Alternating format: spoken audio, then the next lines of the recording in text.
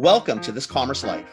We are an unscripted podcast dedicated to small businesses and entrepreneurs in the retail and consumer packaged goods space in Canada and the United States.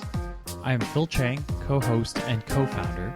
And I'm Kenny Vanucci, co-host and co-founder of This Commerce Life. Our love is the journey to retail, and our passion is sharing that with you every week. We got spoiled. My brother's for his birthday. I can state he probably doesn't listen to the podcast. For his 70th, his son, who is a chef, made us dinner, and he did a tasting menu dinner. Yeah, and the son is currently over interning at a Michelin restaurant in Copenhagen called Geranium. But anyway, so we got this 6-course meal prepared for us for my brother's birthday, and it was fantastic. But it was all about the presentation. It was all that's about something at the Michelin stars. It's not just the food. Yeah. How it looks on the plate. It's everything. How the plates are set. How it's served. Like it's. Yep. Yeah. I mean. Yeah. It was a 3-day It's coming. event. It's coming for you guys, right? Like, because we just got our Michelin, and I think I'm not like intricately tied to the restaurant scene, but certainly the restaurants that I thought were going to get a Michelin didn't get a Michelin. And the Michelins that got Michelins surprised some of us, I think. I think I was way closer on the Bib Gourmand, which is the cheap version, the poor man's version. It's a Michelin wannabe. Yeah, it's the poor man's version of Michelin, right? So I'd be curious to see what turns up in Vancouver. I don't know what they'll give here, because again, I've been to a couple. I've been to 1-3 in Cologne in a castle, and it was ranked as the top 10 in their top 10, and it was pretty spectacular. And I'm sure the meal was obscenely priced, but sometimes with them it's a lot of sheesh.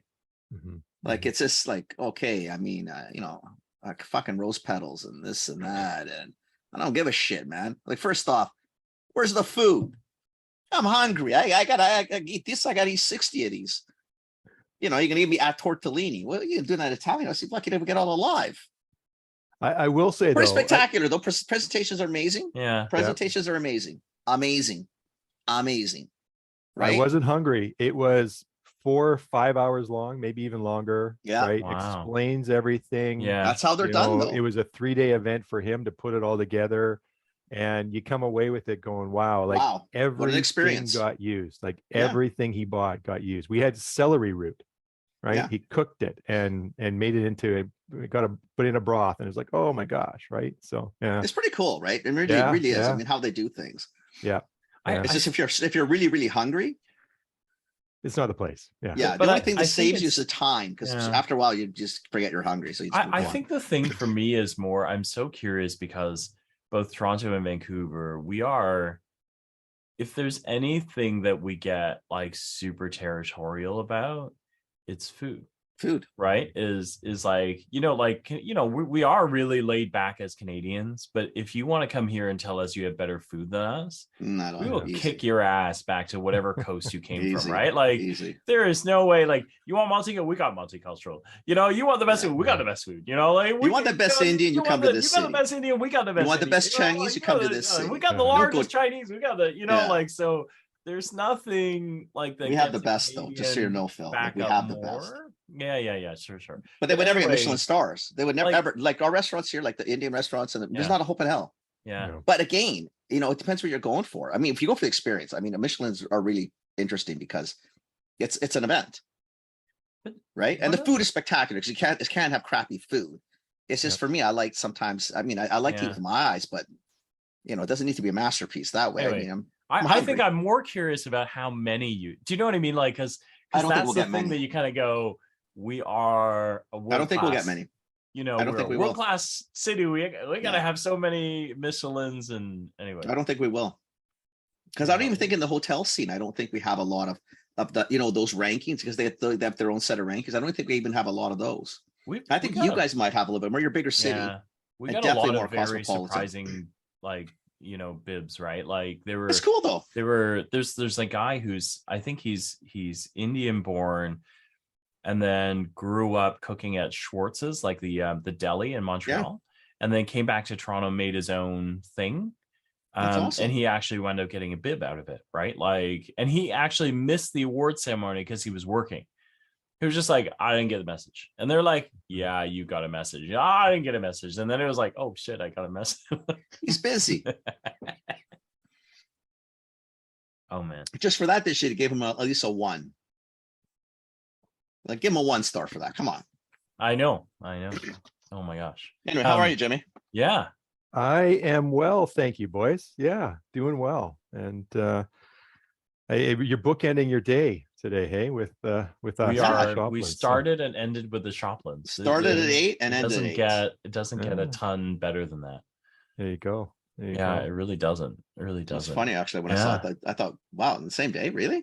Actually, it wasn't intentional either. Last week it was just because last week we were at CHFA and the two of us were together, and so it just didn't work out to have Laurie on last week. So we moved her, but it wasn't intentional to put both of you on the same day. So How was CHFA? They changed location, the convention center and stuff like that. So I don't think there's anything wrong with the venue. No, great.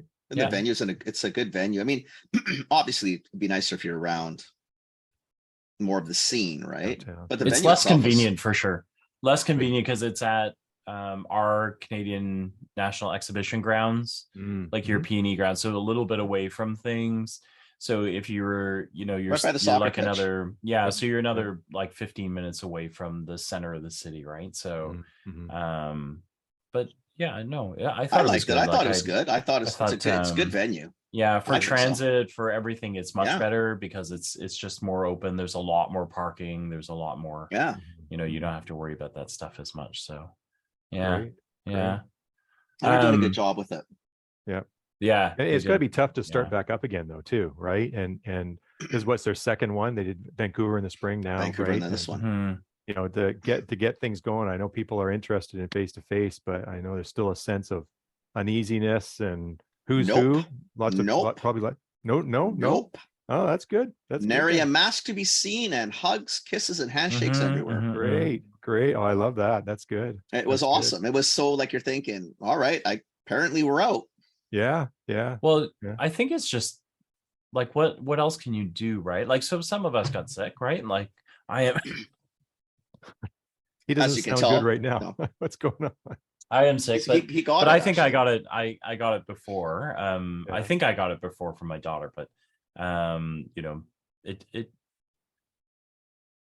like, what are you gonna do, right? Like, it's a flu. Now it's a flu. So if it wasn't this, we both went into this going, gonna get sick from this show, right? Like, gonna get sick. Like, we're gonna get a cough, we're gonna get a cold, we might get it. Maybe Kenny gets it for the third time, but I don't know if I got it this time. I definitely picked up something. It felt more flu-like, not COVID-like. Yeah. But I mean, who the hell knows? Yeah. I stayed home for a couple of days. I mean, that's all you have to do. You sound better already. I feel way better. I just got home. I told you like 15 minutes ago. I was trying to enter. Oh my Jimmy, you know what? Remember the days when we used to send those listing forms to people and they would do them? I'm the people now. I don't like it. I don't like it at all. I want Jenny and Carolyn back. I don't like this. Oh yeah. It's way too much work. All that detail, man. I'm entering it into the computer. Yeah. I hope this stuff scans. Yep. I will tell you, I don't miss that part of it. I don't do that anymore, and I don't miss that stuff. And the spreadsheet work, the detailing work, and that sort of stuff. Boy, oh boy, that was tough. And listing forms. Yeah. I do forms all day to not list. Yeah. Right. That is, I'm telling you right now, emphatically, that is way worse than the stupid form. Yeah. It's forever. Yeah. I've gotten nowhere. I think I've got 250 listings and I've done like 20 hours. Like 30 years of retail, and we can't get that fucking. There's got to be a better way to do this. There isn't. Yeah. There isn't. 30 years in, there isn't a better way. We are still doing it the way we did it 30 years between ago. GS1 and ECC Net, they made it even harder. And I actually think 30 years ago it was faster because there was no expectation of automation. You just did it. Yeah. You did it all by hand and you did it. But now it's slower because it's electronic, but it's really not. Like you might as well be using a pencil. We are. You know? Yeah. Anyway. Hey, what do you want the show for? What do you want? Yeah. We got What's going on? Jim Shopland on the show. And we haven't had Jim. Oh, quite a while. What were you? You were like episode 30? You were way at the beginning. Yeah, way at the beginning, somewhere in like number 50 or something like that. Something like or that. Maybe even less than that. When you first started out, and because Kenny, you and I had talked, and you had said you were getting this going, and I said that's great. So are Laurie and I. We're doing an online business as well. Yeah. And so that I mean, we started. Well, I mean, I've been on my own for over 10 years now, but.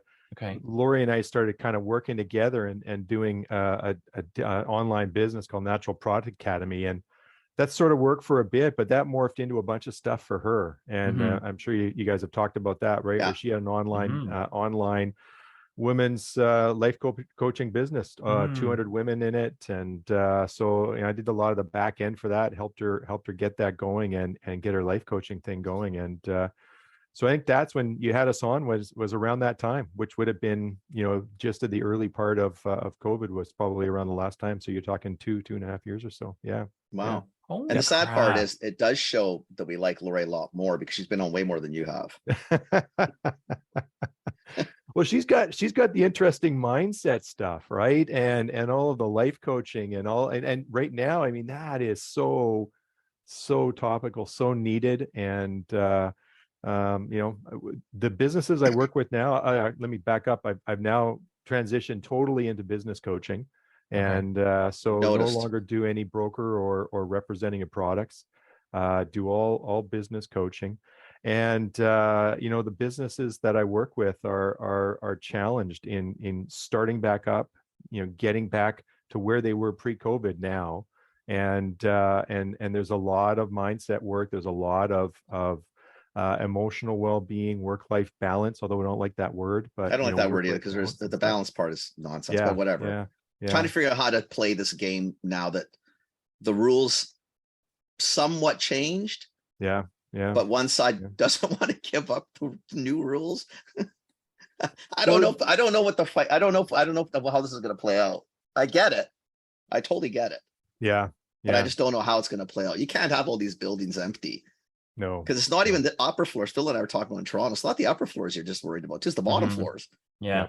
All the mom and pop sandwich shops, coffee shops, clothing. Like, I mean, it's impacting a lot of people. Oh yeah. Yeah. Right. Yeah.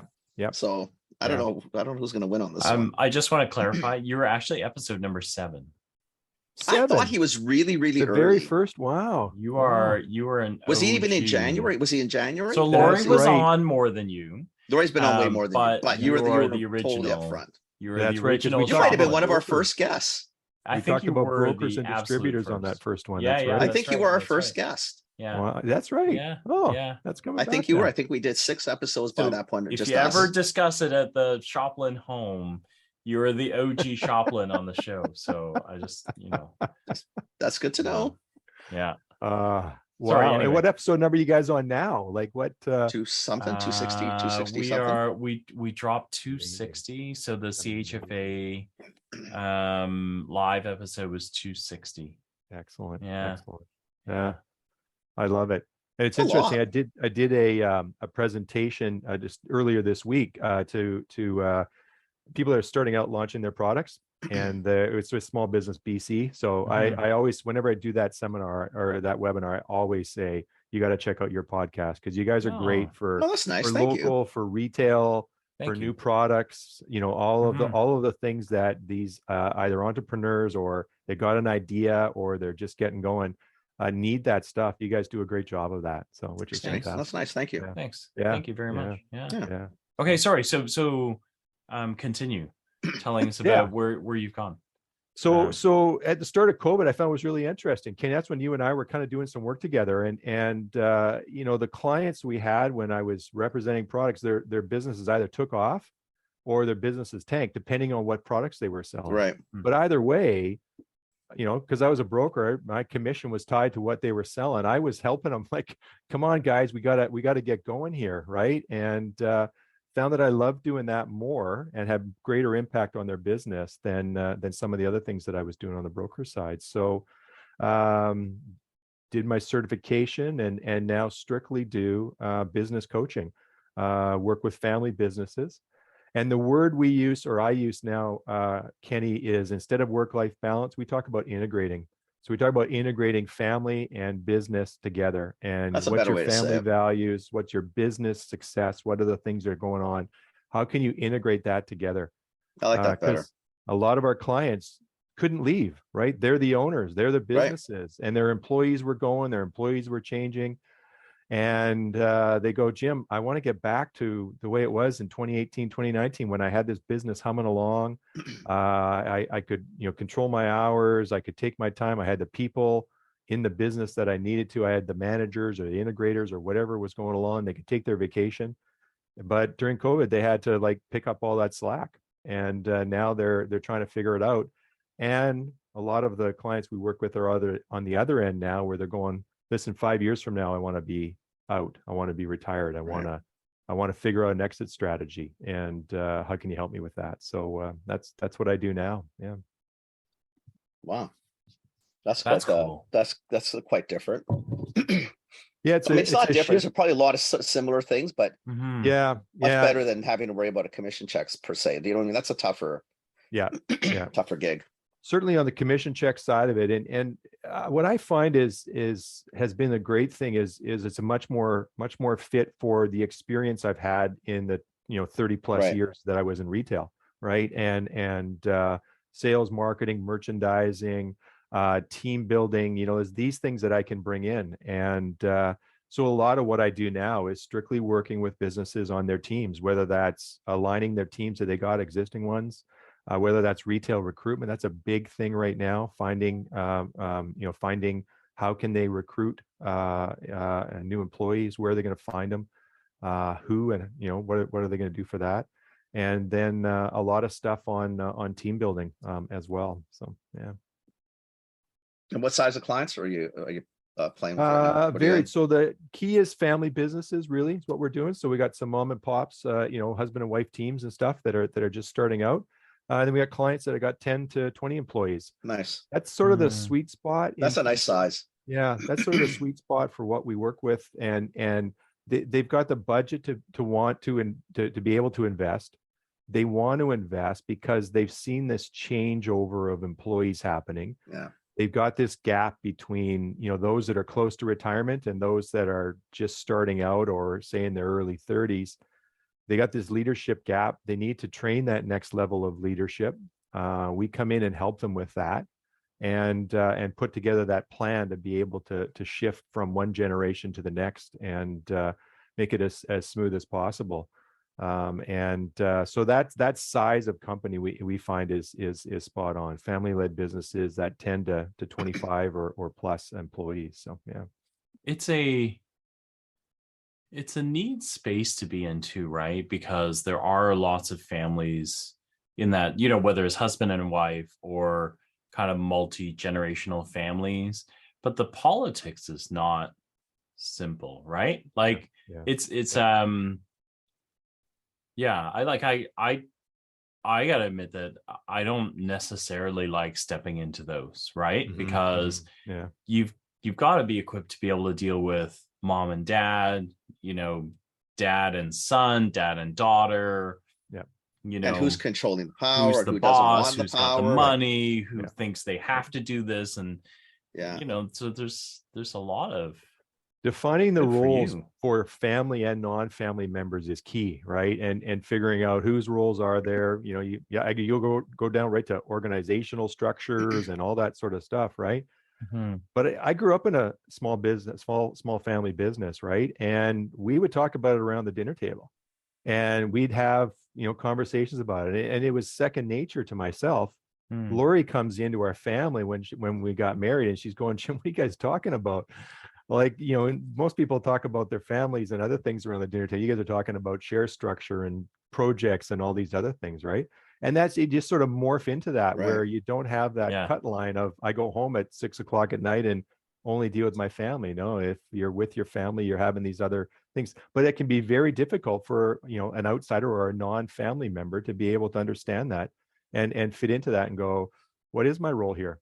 And it can be really difficult for the family to realize how they're alienating, that non-family member and not really understanding it. They expect them to pick it up, but they haven't really talked to them or trained them about it. But even the dialogue, right? Like if you use that example, like so Kathy, poor Kathy, when she married into my family, right? Like my cousins are all academics. And so we argue over everything all the time. But Kathy their family, they don't argue. Like they don't debate. They just talk about things and they're done.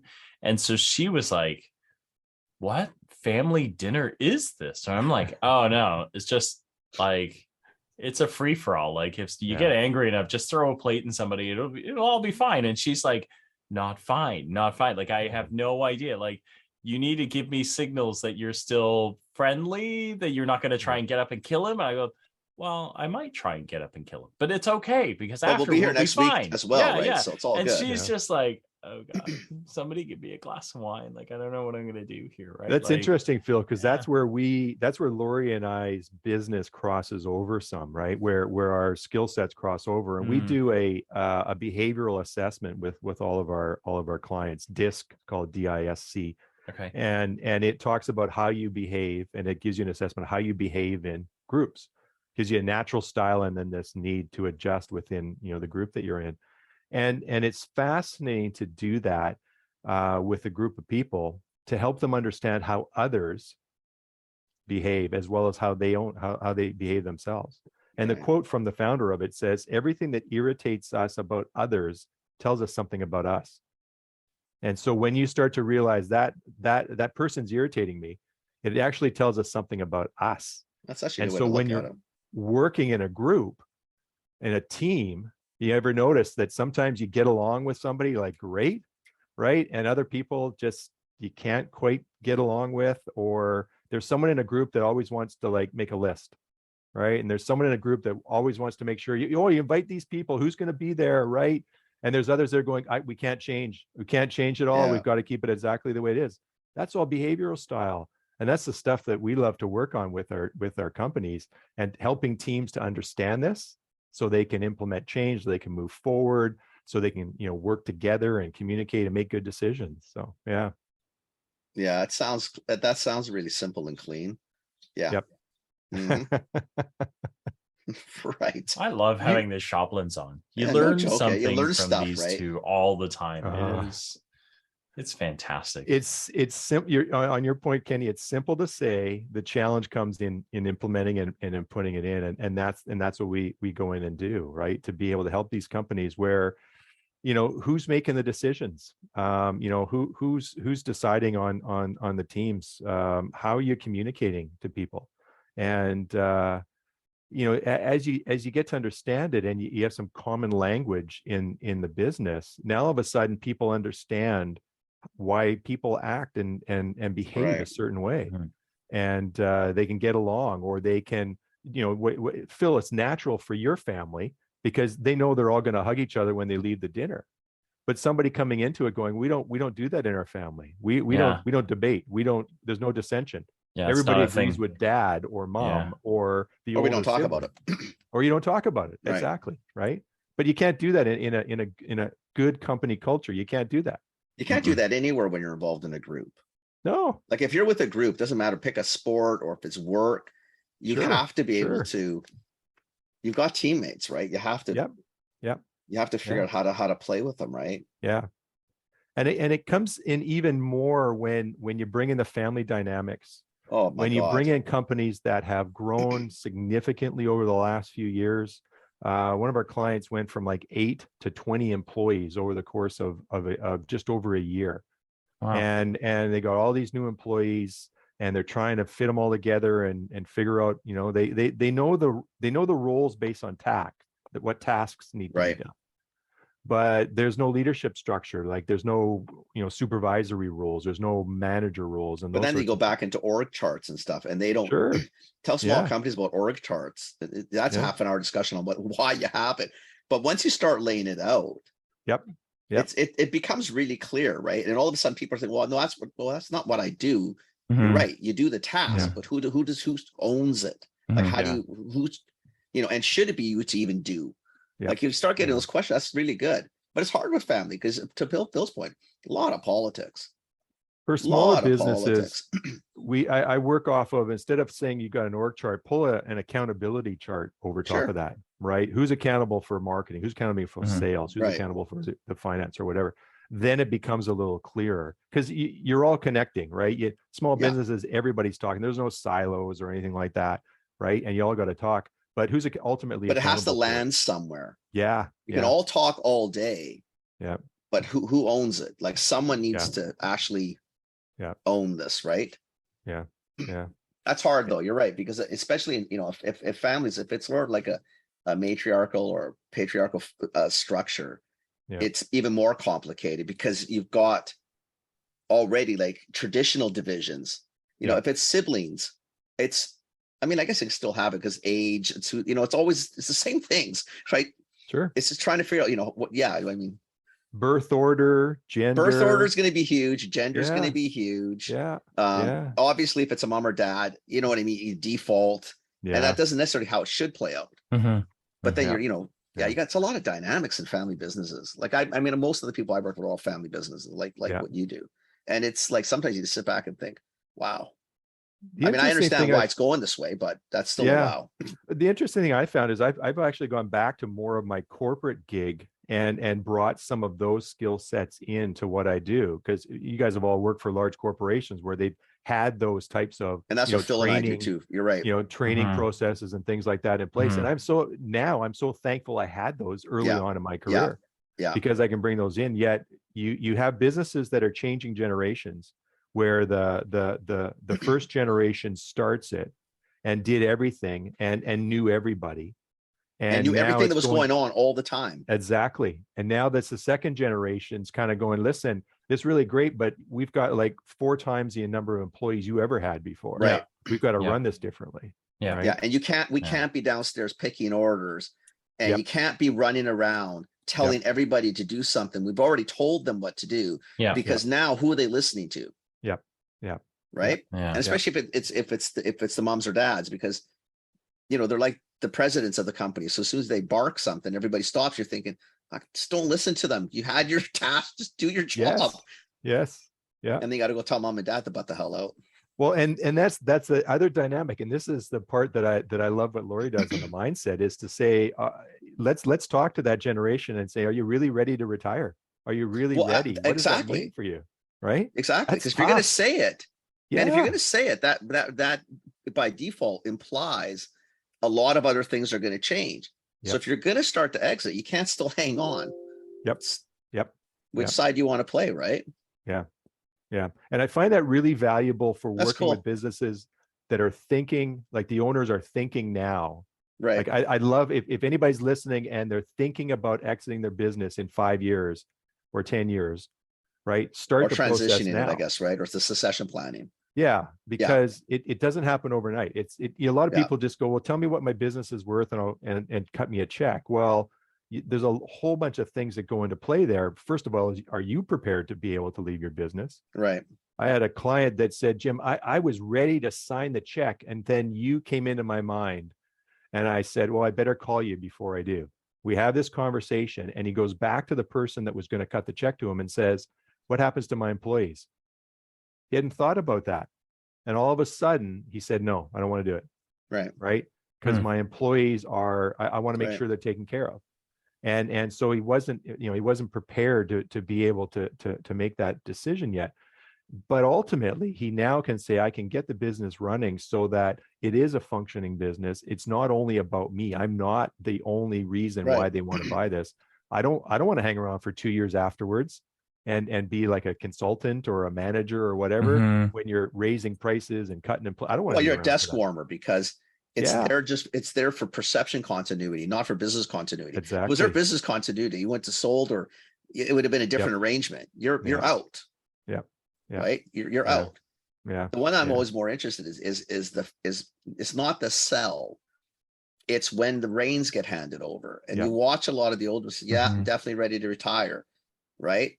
So we're gonna put new sandwiches in the kitchen. You can't do that. You're thinking, Yes. you're 10 minutes ago. Remember, you were leaving. Like, why Yeah. do you even give a shit Why about this are you still conversation? here? Like, Yeah. not like this piddly ass bullshit decision. Yeah. Is now a mountain.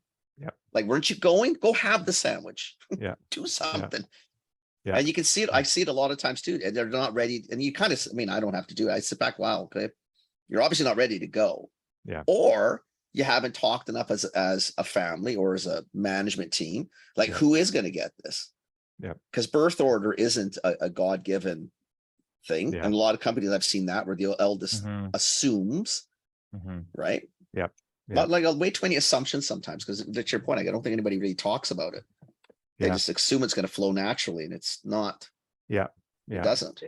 The thing that I love to be able to talk to owners about is what's their when they're talking about succession, what's their goal, right? And oftentimes they well, I just want to sell and I want to be out. We bring in the word legacy and we ask, well, what's your legacy do you want to be, particularly if your name's on the business in some way, right? Or if you're looking for a legacy for the next generation, and how can you set that up? In Vancouver, it's a lot about real estate, right? It's okay, listen, this business has bought this building. Okay, great. Okay, is that building separate from your business, right? Is that your legacy? Can that be something that could be, handed down to the next generation and generate income or something? Versus maybe they don't want to run your business, but maybe there's something else there that allows you to be able to create that legacy. But it's hard for the family members to have those types of discussions without it being either heated or the old age and birth order issues come up. And so a coach coming in and helping you with those types of conversations can make it a lot smoother and make that process for them, ultimately more profitable, but also much smoother and better for them to make that transition out. So, I think it's critical. And you can see it even in large companies. Yeah. We've had how many examples this year? Look at the Rogers family or the Shaw families. Like, it's just a fucking shit show. Yeah. Right. And those are large corporations. Complex, and they've had a long time to figure it out. And it's still a gong show. Yeah. Right. So you really got to spend some time. And I think I think it's a great service, Jimmy, because there's a lot more coming right now. There's so many people in that probably 65 to 75 range who've had these businesses for 45, 50 years. What are you going to do with it? Yeah. Right. If you're worried about what it's going to look like when you sell, well, then you either have to wait till you die and it's going to be sold after, or you have to understand that you may sell, Jim Shopland's mechanic shop and next week it's a grocery store. Yep. Yeah. If that's important to you or not important to you, that's, you have to figure that part out, or the kids are going to turn around and sell it 20 minutes later. Yeah. Right. I don't know. I guess maybe it's too many assumptions. I think maybe people, I don't know what the people do. I think nobody talks about it. I think that's the problem. I think it's also exciting because with the experience you have, I love right? it. Like what you were doing before suited you just fine, but it seemed like it was kind of like one dimension of, of what Jimmy Shopland was, right? Do you know what I mean? Like I like this because I like this a lot. This is all you. Do you know what I mean? And it suits you. I think this is you. Yeah. It's pretty exciting. This is really cool. It actually came out of me doing some work on with a company called Gallup, and they do a strength finders, and you do your strengths, and you find out your strengths and stuff like that. And through that, every time you do something like that, every time you learn a little bit more about yourself, it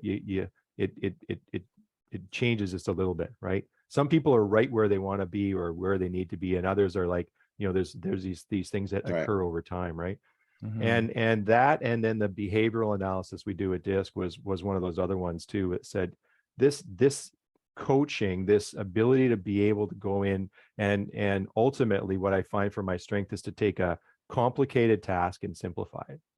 And so I want to be able to get in there and help solve those challenges that are there when those business and family conflict, right?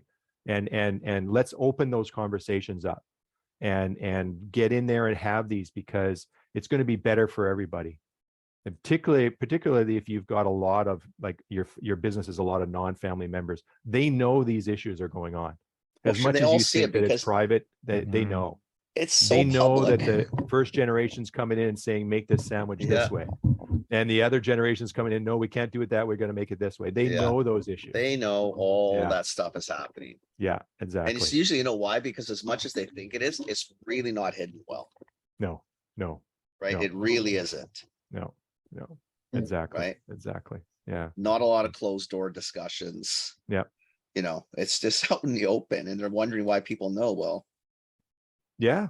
And then you get into what we've just been through and say, okay, now what's the world like post-pandemic, where you got, political issues going on, all sorts of things going on. You've got these economic issues now with interest rates and inflation and these social issues that we've had, and all this technology that's changing, and businesses are going, whoa, how do I keep up with all this? Right? How do we manage all this? I got employees that are coming in that are so entitled, right? They want this and they want that. I don't know how to deal with them, but they're really, they are this technology that I don't know what they're doing, right?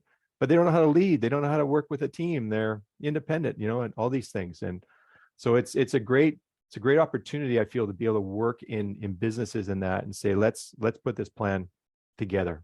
Ultimately, it's your business. What's the vision? Where are you going with this? And people will get on board with that. Yeah. You just got to be solid on it. So yeah. So very exciting. It's pretty cool. Yeah. It definitely suits you. It definitely suits you.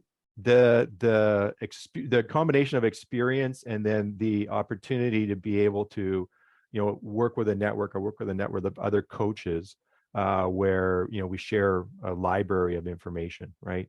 And so I work with family-led businesses working on, things like marketing and hiring and team building.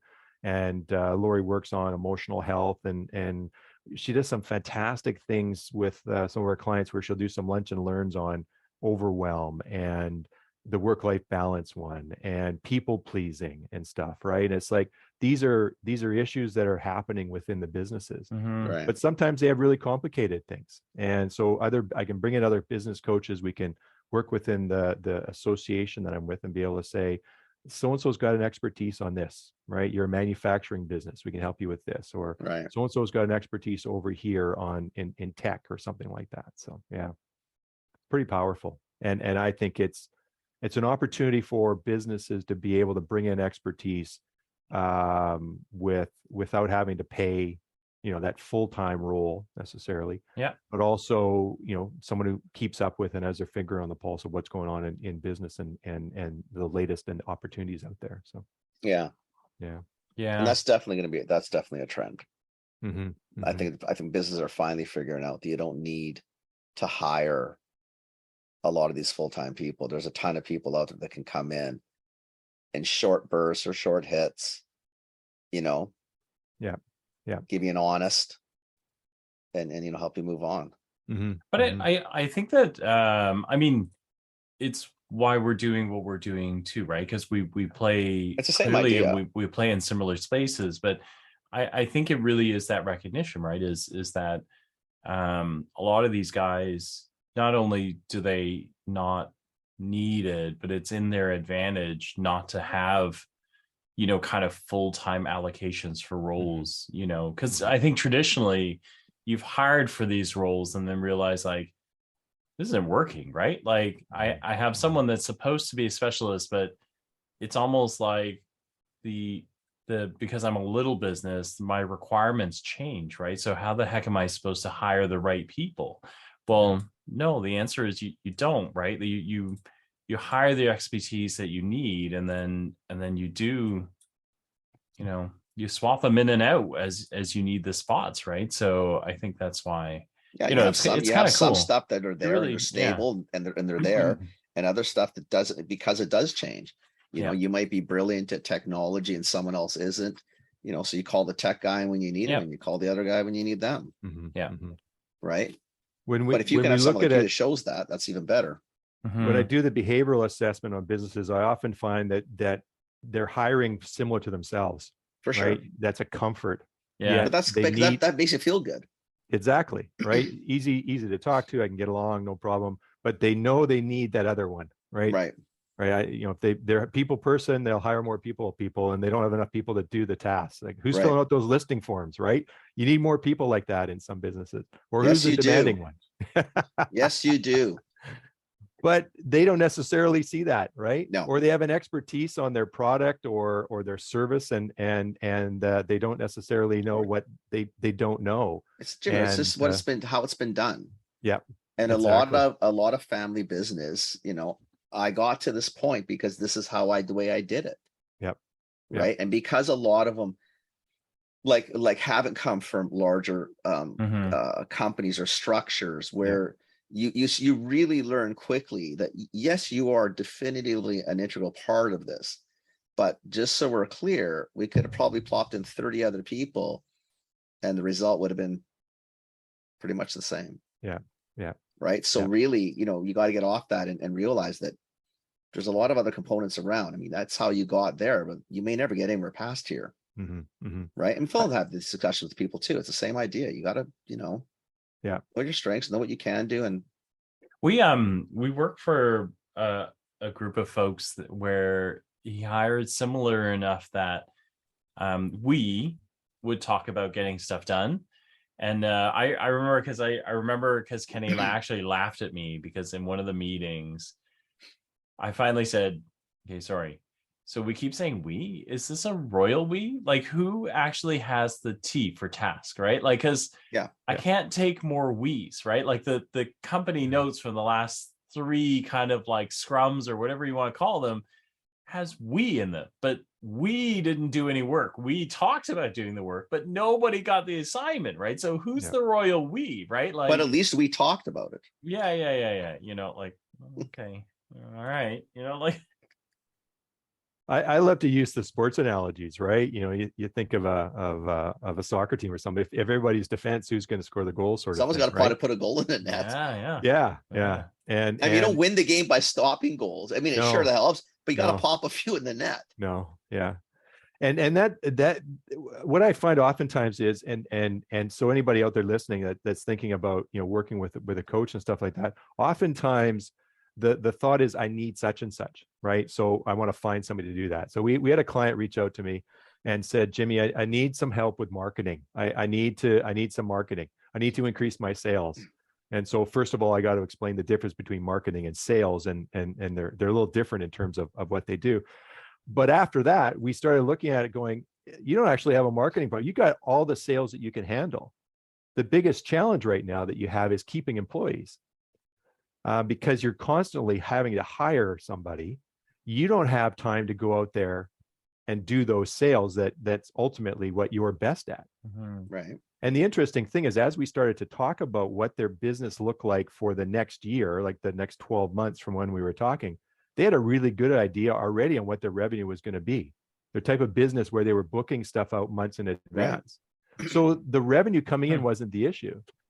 They had the money there to have the expense to hire somebody, but they felt like they needed to keep on, generating more sales and not solving the ultimate problem, which was get your staff up to speed.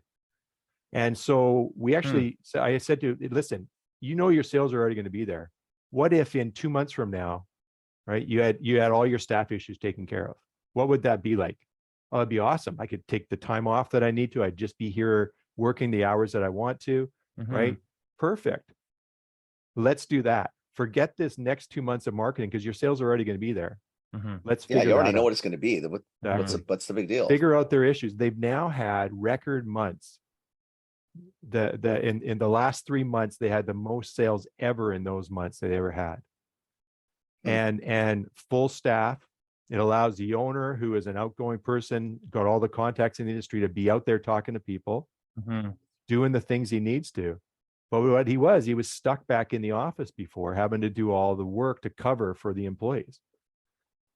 And so, once you solve that problem, all of a sudden all the other things would go away. But his first thought was, well, I got to do more marketing. I got to get more people in here. I got to get more sales in here.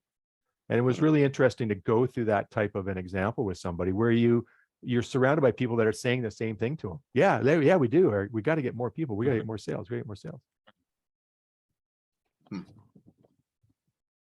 We love it. I know. We love it. We got, it's the problem is when we do these, I start racing into other parts because I'm starting to think of other situations where you're thinking, Yeah, Yeah. that's right. That's right. We love it. I have a couple of seminars coming up in October with Small Business BC, Okay. and they're doing a small business week and kind of a shift, or not a shift, a focus, a theme on like labor shortage and stuff like that. And so we put together a webinar we're going to do that week in October that we're calling Reimagining Recruitment. Okay. And so how you're going out there and recruiting. And it's fascinating when you start to look at what are businesses doing right now to get employees, right? Job description and a salary, and they're hoping that that's good enough, right? Yeah. You'll go to Indeed or It's whatever, Indeed, and throw it out there. and that doesn't work anymore, right?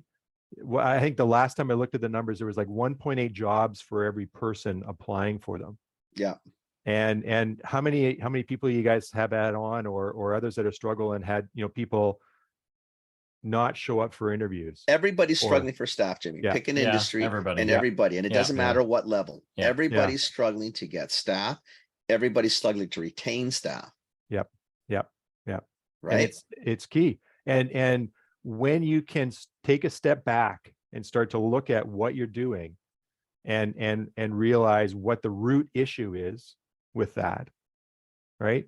So much of it gets put externally. Okay, well, the younger generation doesn't want to work, or I've got to pay more money, right? Or I've got to have flexible hours. When really what you're looking at is you're not communicating your vision, your business well to people so that they get on board. Think about what you guys do for your marketing and how you guys get out there. There's people that go, I wouldn't listen to you guys it wouldn't matter how much you paid me. Right. Yet others like thirst for it. Those are the people you want to attract. Right. And same thing for businesses. Is your what you call your storefront attracting employees? Are businesses using their social media feed and marketing feed to talk about how great a place it is to work versus just selling their products? Because that's what everybody does. What do you guys do when there's a new product or anything? You hop on Insta or whatever, and you're going to look them up, right? Yeah. Gee, these guys don't look like a very good place to work, or all they do is talk about products. I don't know. What's the staff like? What's it like to work? Thinking outside the box on what you do for that is so important when you're recruiting and maintaining and holding on to employees. It's a hard shift though for people, I guess, Jim, right? Because it's a funny time where, to your point, there's so many jobs out there, and yet there seems to be no people. And there's a lot of people out there. So as businesses, you're sitting there thinking, well, what the hell's going on? Without looking in the mirror thinking, okay, I mean, maybe really what you should ask is, why am I not attracting people? Because people are working. Yep. People are finding employment. Yep. Why are they not coming to me? Like what I like the storefront idea. I mean, because I have these challenges with people I work with now.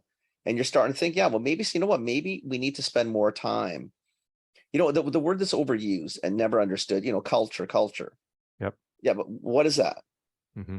You know what I mean? Like it's culture, and all you show is product. Yep. Well, that's sort of defining your culture, that basically the box or the package is really what you care about, and the sales you get from it. So, as a young person who might be driven by other values these days or looking for other things, why would they look at you? Never think of it that way. This is why we gotta have the Shoplands on periodically. Even Jimmy can come on more. You know what, Phil? It's like a redeeming time for Jimmy here. I have a different take on this. So I think that Jimmy is the OG Shopland. And I also think that what we really needed after Jimmy came on was Laurie to straighten us out. So there's a whole whack of episodes where Laurie kind of fixed us so that we were ready for Jimmy again. Because I'm not convinced that even No, worked yet. I think it worked because Jimmy came on and everything he said makes a lot of sense now. It made total sense. So I'm just saying, that's the way I kind of see it. Which order? What drip? What's the drip campaign for that one? I know. Wow. I'm telling you. Wow. So, but to your point, Kenny, I think what's really interesting. If I asked you what are your values, right? If you ask a company, what's your values? Oftentimes it's blank stare, it's quiet, right? Because you're not talking outputs. You're not talking, making millions and selling this. And whether you have written down your values or not, your company represents your values. Absolutely. And it's generally the external image that you're putting out, the storefront that you're putting out there. And so everything that you're doing externally, everything you're doing with your storefront, a potential employee is looking at going, does it fit my values? Right. And if you don't communicate it, they're not going to know. Right. And so I had a client, actually very bright. The client said, listen, my employees are generally in their 30s. Where do they hang out? They hang out on IG all the time. So I'm going to put a whole bunch of stuff out on IG that's about working here in our business. Instead of just focusing on the sale of their product, they could now start to talk about how good a company this was to work for. I think this is where the younger generation is actually having, every generation has a positive impact. It depends on what part of the generational play you're on is what you look at. But when you look at younger people, and I know we all say the entitlement and all this and that, and that may be true in some aspects and not true in others. Didn't our parents say that about us though too? Well, we think about it. What? I mean, what? Our parents would have been more entitled than what they would have been with their parents. Yeah, sure. And on and on and on, right? Yeah. So it really doesn't change that much. It just depends where you are and in which generation you're now landing, right? But you look at a lot of the young people and they are pushing it and saying to you, listen, by virtue of being a business, we assume you have to make money. We assume you have to sell shit. We get it. Yep. That's awesome. Yay team. Everybody's got that part figured out. That's outputs. Yay, yay, yay. But what do you want to do? Like, what are you really doing this for? And if you are just doing it for the money and selling products, there's a lot of young people that just are not interested in your company. It's really not. You got to be doing more than that these days. And you should be doing more anyway, because it's probably the right thing to do. Like, give back to the community, be a part of the community. I don't care what you do. Plant trees, clean the ocean. And talk about it. And tell people, but do it. Don't bullshit it. Do it. Like, believe in what you're going to do and then do it. But so I'm not saying I'm going to go clean the oceans and plant trees, but I can talk about what I want to do with this project. This is in the hood. This is in the hood. This is what it's about. I get it, but like, so the only thing is, like, I think the one message you don't want to give is if you are, this is not the generation to be disingenuous. So if you're not in it to do anything besides sell shit, don't bother. No. I don't think that's true. I think you should bother, but I think you can be transparent enough to say, we just like the shit that we sell. We sell good shit and we want to be able to sell good shit all the time. That's what I want to do. Like, you just need to, like, but I can work around that message, because again, you're not talking about selling per se. You're talking about selling really good shit that you actually believe in. Yes, but this is my point, right? Is I don't think you need a social message all the time. You just the genuine factor is so critical to this whole thing, right? Because people will smell it, right? Like, if you kind of go, I sell shoes because it's what's right for the planet, and blah blah, people will, bullshit. They saw it. They saw through Kraft or Kellogg's when they bought Kashi. Like, they didn't see and smell that stuff like a million miles away. Like, shit detectors are strong now, right? Exactly. So don't bullshit, right? Like, just keep it real, right? Like, if your thing is, I want to make good shit and sell good shit, then that's enough, right? Like, you're gonna find people who want your cause too, right? But absolutely. Anyway. Absolutely. It's important to be able to resonate with who you believe is your ideal Mhm. customer, and it's Yeah. important for you to connect with your ideal employee as Yeah. well. Mhm. And you can use the same metrics when you go and do that, and start Yeah. to say, what are they looking for? Where do they hang out? How do I get in front of them? And this point was really driven home for me, where we had clients that raised their wages, right? Oh, we just pay them more and they'll come to us, and they come to us until the next competitor Yeah. increases And their now wage, it's just a game of Mhm. who's going to pay me right? more. So they Mhm. gotta add something else. What Exactly. else can you add, right? Mhm. And that's where we come in, and this is where Laurie and I started working together and saying we can add value to businesses, where we can do things like we can talk about emotional well-being, right? We can build your next level of leaders up, right? We can work with you in terms of understanding your team and how they communicate, and make it a nice, comfortable place in that way to be able to work. Yeah. And smooth out some of those things that would be going on, where others may feel, listen, there's friction, there's issues, there's whatever these things that are going on. I don't want to work there. And all I'm going to do is text them and say, I won't be in tomorrow. And they might not even give you that much notice. They might tell you in the If morning. you even get that lucky. Yeah. So That's some Right. of the saddest things I think I've seen, is when you see a great team that, because they've screwed up the team chemistry, or they just haven't been forthright about what they want from their employees, and then you see talented people start leaving orgs. Hey, Yeah. Kenny, like that's dominated. Kenny and I are watching this in a bunch of places that we know, and we're really sad about it. Like, we're really sad that we're kind of looking at teams going, oh, really capable, but yeah, it's not going to make it, right? Because the leadership isn't there, because they've not done the work they need to do to kind of provide the right leadership skills, right? So Yeah. it's really we tough. do pre-employment surveys, we do exit interviews, we do annual performance reviews, but do we ever just ask the employees, how are they doing? Listen, And if in you're going one to of ask the hard questions all the time, Jimmy, Yeah, you got to be a little lighter, geez, Jimmy. Okay, man. like the whole Right, show but doesn't have to be so. I call it a Jeez. discovery interview. Do a discovery interview. Just are we meeting your needs? Right? You Is got there to anything just more sit we could be back, doing? Jimmy. But no different than when you see people. What you shouldn't just ask, "How are you?" and keep Sure. walking. If you're going to ask, like, "How are you? How's it going today?" Right? Yeah. Or Yeah. go Well, up. I yeah, mean, I the did it. I mindset did it needs in to be there, past other right? things. I Yeah. said, I went up to somebody and someone said, "Well, you spend too much time talking to the person. You don't. It's not in your wheelhouse." I said, first off, what I was talking to the person, but just so you know, is the week prior, she had been telling me that one of her children was having a hell of a time in school and adjusting. Yeah. So what I was really into her was the Mhm. fact that Daniel was a little bit, he struggled at the beginning because he was scared. He just didn't want to do it. Right. And, we were talking about things to do, etc.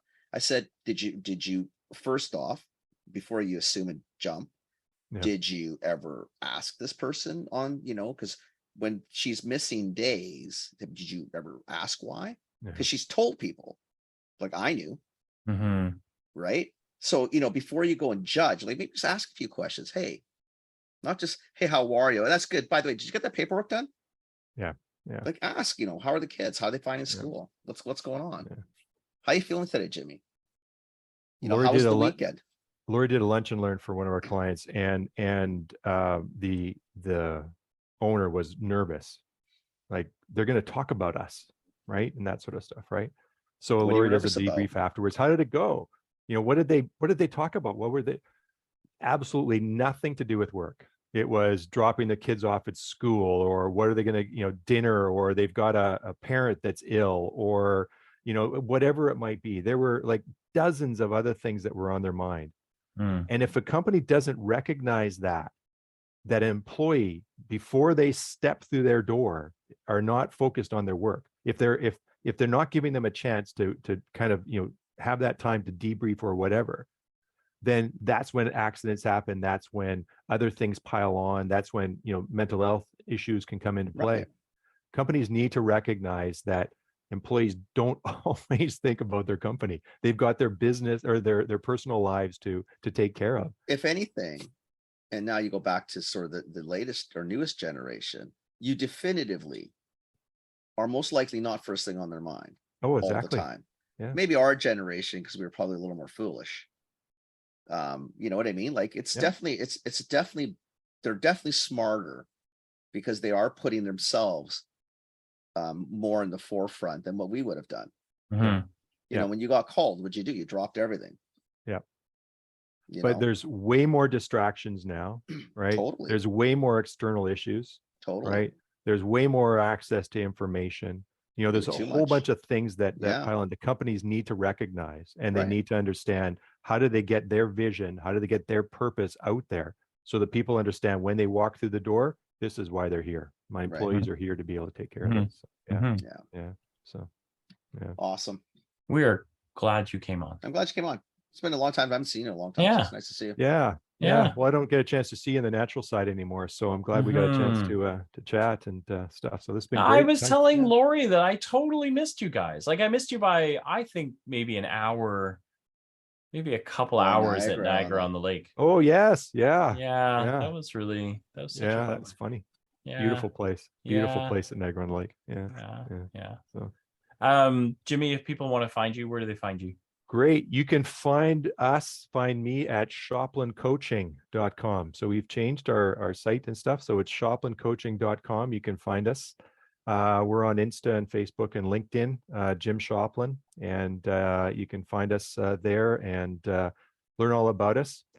We're working both locally, like face-to-face, and we're doing online coaching as well. But we work with family-led businesses to help them integrate family values and business success. And if that fits with you, you're a family-led business, we would love to hear from you. If you're a small business, if you're a business that's looking at strengthening your team or having some challenges with hiring employees, or looking for some emotional health and well-being and that sort of stuff, then we can help you out with all of that. So cool, buddy. Awesome. Great to chat with you guys. Appreciate the opportunity and really love what glad. you guys are doing. So keep it up. I appreciate that. Thanks, Jimmy. And good luck with what you're doing. It's very cool. Thanks a lot. It's good for you too. It's a good fit. Good. Your webinar, do you want to throw me details? I'll put them in the podcast notes. Yep. Because we'll make sure you get out before your webinar, and then I'll make sure it's in the podcast notes. And if you're gonna do it, even we'll on try LinkedIn, and socialize maybe just, it. ping us before. And because sometimes I don't see everybody's posts, and then I'll share it. Sure will. Yeah, we'll share it on our stuff too, and then our personal stuff as well as the Scholars Life. And then like we've got the blog going now, so if you have any blogs, even old stuff you want us to reshare, just let me know, and then I'll make it happen. Sure will. Get you some backlinks. Get you some stuff. That'd be great. Yeah, always like that. Yeah. Awesome. SEO. Okay, Jimmy. Thanks, Phil. Thanks, Kenny. Good to see you. Take care of yourself. We'll chat later. Family. Okay. See you later. Bye. Bye. Hang on, Phil. The Shoplands. Two in one day. It's got a good thing going. There's a ton of I mean, I work for two that are exactly that. I mean, it's just so relevant to where we are right now. Yeah, it's important, right? Like it's important because they don't talk enough about it, Phil. I mean, I watch families go head to head, toe to toe. Jesus Christ, guys, it doesn't need to be this way. Well, we had people in the pandemic tell us that they continued the family business because they didn't have a choice. They're happy that the pandemic happened because maybe it means they had an out, right? And you're kind of like, wow, like, no, this is not. I think it's tragic. Like, I love to hear family businesses that are in their second, third, fourth generation. Like, to me, I think that is amazing. Yeah. To me, it's like I personally think it's fascinating. Yeah. And love to watch. Like, I get more of a kick out of that than the person who sold it 6 times. I'm good for them. But I love the legacy and the traditional kind of. I think it's just cool if you can make it work. Yeah, I think it's cool. I think it's cool. Cool. Very cool. That is it for this episode. Thank you for listening. Thanks for listening.